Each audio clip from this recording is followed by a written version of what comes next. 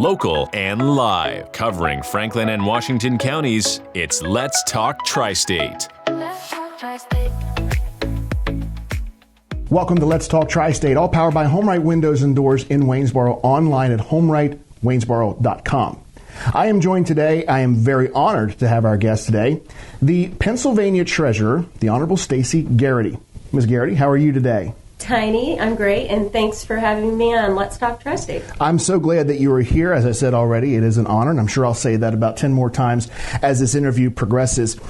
I think a lot of us have heard and probably voted for you. It's one of those down-ballot positions that we often see for Treasury in Pennsylvania. So take us through your office, your duties. What is it that that your position does when you're in office? Absolutely. So the main responsibility is to be the fiscal watchdog for $170 billion of Commonwealth assets. Wow. And of that $170 billion, my office directly invests roughly $50 billion. And we also run a lot of consumer programs. Mm-hmm. So I run unclaimed property. We have more than $4.5 billion in unclaimed property that we're working to get back into the hands of the hardworking Pennsylvanians that earned it. Yeah. Because it's money that belongs to the people. It does not belong to the state. Correct. Yes. I also run PA 529 College and Career Savings Plan, which is a fantastic program to help parents and grandparents save for their children's education. I run PA ABLE. ABLE stands for Achieving a Better Life Experience. Okay. And that's for our people, our Pennsylvanians with disabilities. And it's a tremendous program to help them. And let's see, we have Keystone Scholars that provides a $100 jumpstart in education to every baby born after January 1st, 2019. Okay. And I will mention a few things that we don't do because a lot of people get confused about this. So we do not collect taxes or process tax returns. That's Department of Revenue. Right. We do not determine eligibility for property tax rent rebate. That's also Department of Revenue. Now we make the payments, and when they send us a file, we get the payments out in about 1 day. Mm-hmm. And we do not determine eligibility for unemployment compensation. Okay. That is labor and industry. Again, we make the payments. And I should mention, we make every payment in the state. It's about 19 million payments a year, and fun fact, that's 3 payments a second. That's incredible. I love this type of information. You cannot give me too much of all these insights as to what you do. I think if I were to break it down by, put it in some terms that the average person would understand, and I should have said this at the outset, I probably will ask you questions that seem very obvious to some, but I feel that that's my responsibility is when I have someone such as yourself, I want to ask those questions that may seem very easy, very, out of the gate, but, that they need to be asked. No, I'm glad, Tiny, because most people do not know what the Treasury Department does. Yes. You're correct. And if I were going to put this into layman's terms or something that people would understand is basically your department is the bank of Pennsylvania. Yes. Essentially. That's that money going into, money going out of. But as far as setting policy, that is not something that your department does. Is that correct?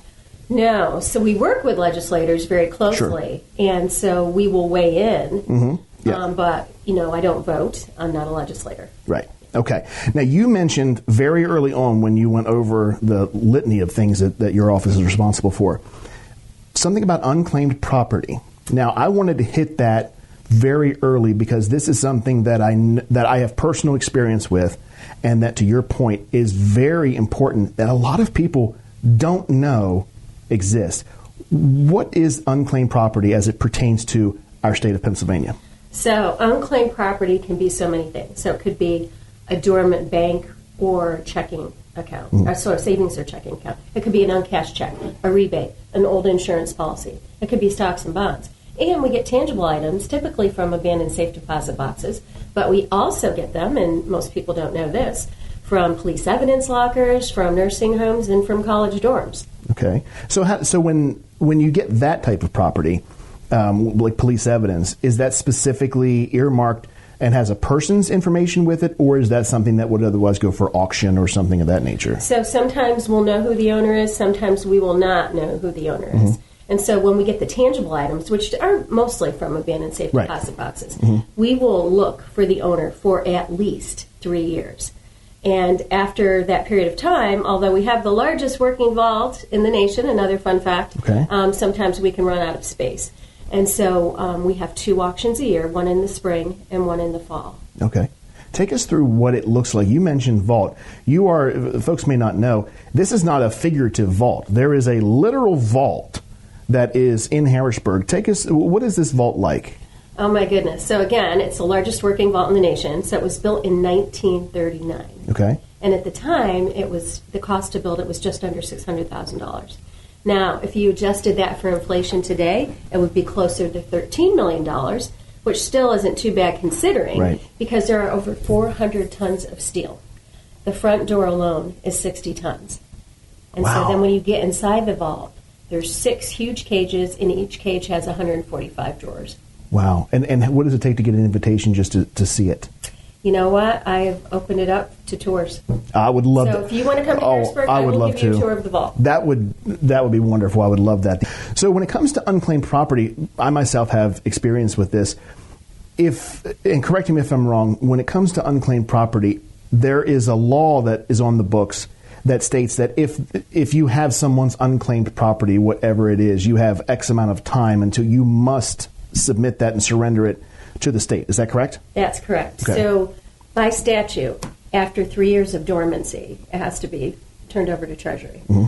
And then we do things, we advertise in the paper, for the tangible items, we do a fair amount of detective work to look for the owners. Sure. Because 1 out of 10 Pennsylvanians has unclaimed property.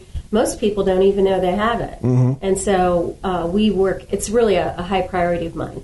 And we've broken a couple records. We hit the most returned ever in a single year this past fiscal year, $274 million. Wow. And the most ever returned in a 2-year period, over $500 million. So since taking office, I've given back just about $900 million. And what would you say is some of the larger amounts that you've had folks during your tenure who they've claimed unclaimed property, and you're able to say, is it $10,000 worth of something or $100,000? Like what is an example of that? So we had $1 million go back to a very elderly woman in one of the most rural counties in Pennsylvania, and they were old insurance policies from her husband. Really? Yes, and she didn't know she had them, and it's not like she was independently wealthy. So, right. So my office went to her house, helped her fill out the paperwork, and then we watched, and when she got the check, we called and made sure that she cashed it. Sure. Yes, but for the larger items, like the tangible items, mm-hmm. we have some really interesting things. So we have autographed guitars from Red Hot Chili Peppers, Guns N' Roses, Rolling Stones. Okay. That came from a police evidence locker. Gotcha. Another item that came from a police evidence locker is this huge bee necklace. So this bee is like 3 inches by 3.5 inches, covered in diamonds, real diamonds. So I don't think we'll ever find the owner from that because that was from a Philadelphia police department. Okay. That is absolutely incredible. We could talk about this all day long, but I think that it's fitting when it comes to unclaimed property. Let's put a bow on it with this question. I hear that there are military decorations that are in the vault that are currently unclaimed. How does that work? Right. So most of the military decorations we get from abandoned safe deposit boxes. And I've made that a priority to get those returned because I don't know if you know this, Tiny, but I'm a veteran myself. Okay. Thank you for your service. My honor. So I spent 30 years in the Army Reserves, military police. Mm-hmm. And so returning these military decorations is really near and dear to my heart. Mm-hmm. We get them from every branch of service, every major conflict. So far, since taking office, I've returned 491, including 12 Purple Hearts, 3 Bronze Stars, and a Gold Star medal. Wow. Yes. That's incredible. So I'll give you a quick story. Please do, our most recent in-person return, because we'll do whatever the family wants. Mm-hmm. So we found a relative of a he'd been private first class in World War I, but this was a Gold Star Mothers and Widows Pilgrimage Medal. Wow. And so this private first class, Joseph Morrison, was killed in action 10 days before the end of World War I, so 10 days before Armistice Day. Sure. And so was buried in France. In 1933, the federal government started a program, and the mom went over, and this was her eldest of 4 sons. Wow. And so there's a picture of her in France with all of the white crosses. That is absolutely incredible. I can imagine being a member of the military or a retired member of the military, how special and precious that is to you for moments like that to happen under your watch. It is, because every single military decoration is a symbol of the veteran's sacrifice, their family sacrifice, and everyone tells a special story. Sure. And it helps them bring family stories together. Well, it's also their willingness to sacrifice. Yes. They were willing to sacrifice. If you only got a medal because you were willing, to me, that's well-deserved, because it's something, I didn't stand in between myself and a bullet, potentially. And military members are willing to do that. So that just that willing to sacrifice right there is enough for me. Absolutely, because less than 1% put on the uniform. Mm-hmm. Exactly right.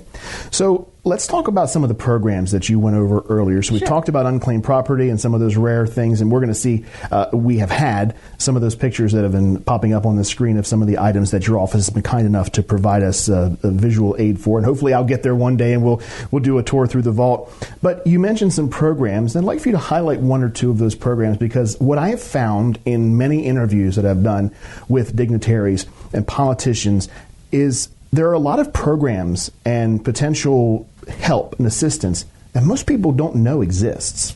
Exactly. And it's, as you just said, as with unclaimed property, it's yours, it's there, take it. Same with these programs. They are there, they could potentially help. Why don't we educate some folks and possibly lead them to where they can get some assistance? Okay, so we have the PA 529 College and Career Savings Plan. Now, people think this is only for four-year degrees. Mm-hmm. That is not true. It's for community college, technical schools, apprenticeship programs, K through 12 tuition. Okay. And the program is so flexible, so easy to start up, tremendous tax advantages, Tiny. So the money grows basically tax-free at the federal and state level. Mm-hmm. There are tremendous advantages in Pennsylvania, so it does not hurt your financial aid eligibility, and it's not subject to inheritance taxes. Mm-hmm. And this, if I remember correctly, because my financial advisor we've started this for our daughter, this is something that any financial advisor would be able to walk you through the advantages of doing this, or if you wanted to save something for yourself, just make sure that you have all the proper tax forms and things of that nature. Don't need to go to a financial advisor. Okay. It is so easy. I just opened up accounts for my two nieces and nephew. It took me about 5 minutes per, because I wanted to test to see how easy it is, because we've tried to make it simple for people. We also have a call center, so if folks need help, they can just call, and I have a tremendous team that can walk them through it. Okay. And people worry about, well, what if my child doesn't go to college? Or, what if they decide to go in the military? Right. Well, guess what? You can roll it over to a sibling. You can roll it over to a grandchild. You can roll it over to a niece or nephew. And if worse comes to worse, you know what? You can roll it over to a Roth IRA, and that is brand new. Right, exactly. And I'm assuming that, and you said, forgive me, I didn't mean to imply that you had to go to a financial advisor, but I'm assuming most financial institutions, if you're opening up accounts or doing anything like that, they would have the tools to be able to, point you in the right direction, I'm sure, if they're within Pennsylvania. They do. Yeah. And you know what? This is fantastic, because we have over $8 billion saved for, children's education. Sure. So that's a fantastic thing. And we have two plans, I should mention. So there's a guaranteed savings plan, which we call the GSP. Okay. And that basically takes out the inflation equation. So you're saving for today for tomorrow's credits. Right. And then there's the investment plan, which is basically normal. You pick your investment option. And this plan has hit gold rating 2 consecutive years by Morningstar, which makes us one of the top plans in the entire nation, which is fantastic. Wonderful. And new legislation that just passed allows a tax deduction for employers that contribute to an employee's 529 plan or PA ABLE, which we'll talk about in a minute. Mm-hmm. And that's fantastic, because this is going to give another tool to employers. Right. It's going to encourage families to save. And Pennsylvania is the very first state in the nation to do this for PA ABLE. Wonderful. So I'm really proud of it. Now, before we get to PA ABLE and we wrap up our interview, I did want to ask a question. You said about $800 billion for the PA 529. $8 billion. I'm sorry. What happens to funds that go unused for programs such as this? That's been a question that I've had for years, and I just don't know the answer to that.